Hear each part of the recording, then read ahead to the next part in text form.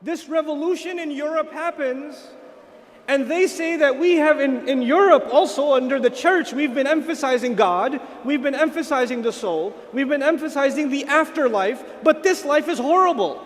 Look at what the church has done.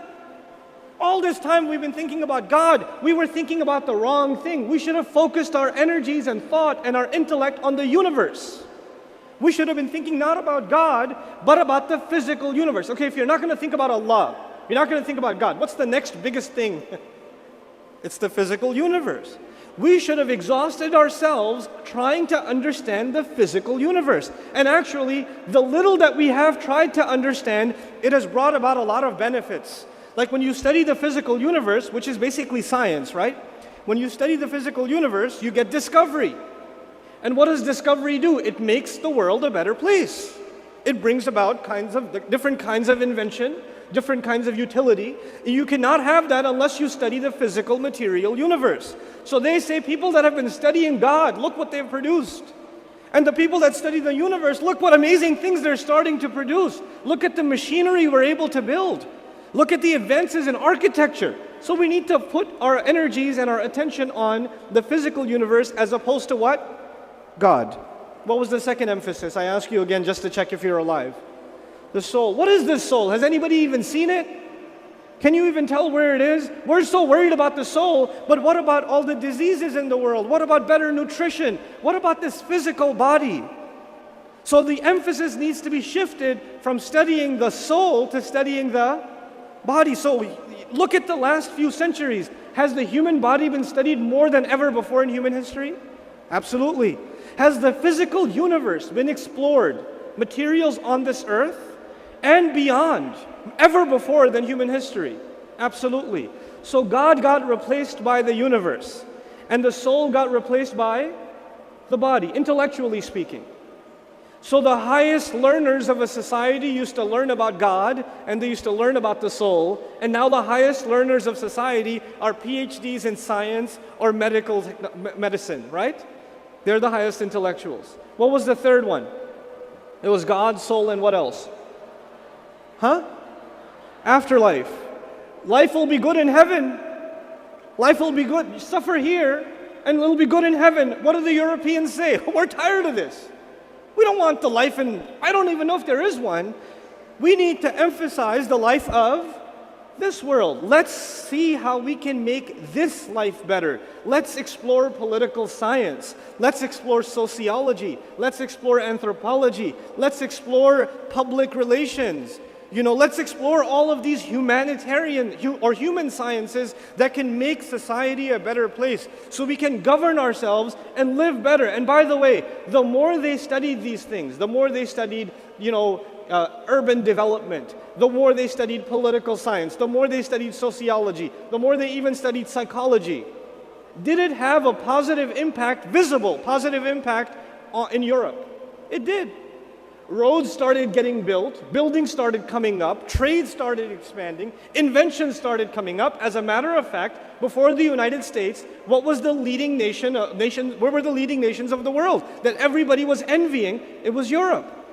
And they didn't obviously keep themselves to that patch. They wanted to bring, as a result of this, they wanted to expand these ideas all over the world and expand for greedy reasons all over the planet. So actually most of us, the Muslims today, most of us our ancestors have tasted European colonization.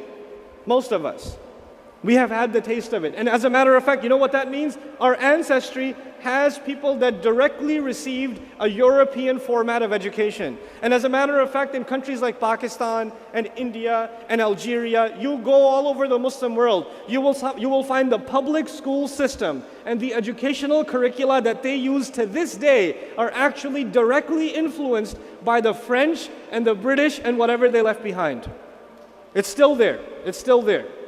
It hasn't gone anywhere.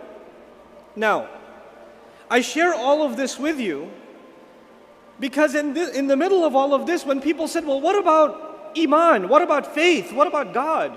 people said, basically, arguments started happening. There is no God, there is no religion, it's all man-made, etc., etc. So there were a bunch of people in Europe that became atheists. This year I had an opportunity to go to Switzerland, which is a very conservative society. They are extremely cautious of preserving their churches from 400, 500 years ago. No one goes to church, but the church building is perfectly intact.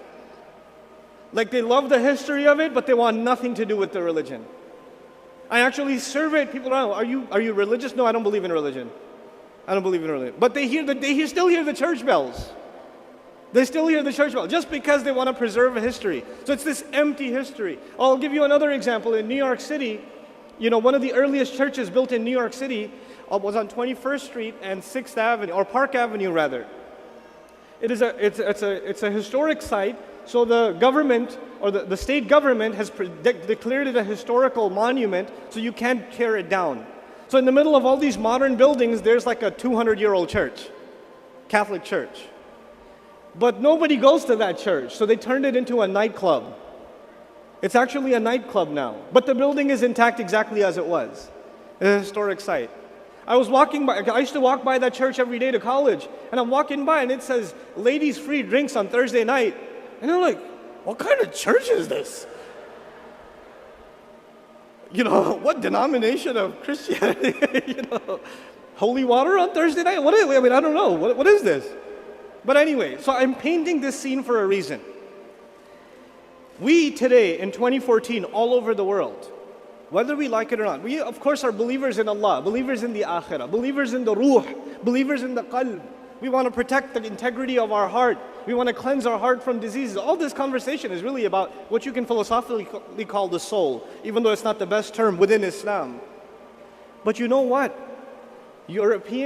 This new European thought that took all over the world, it didn't say you don't have to believe in God.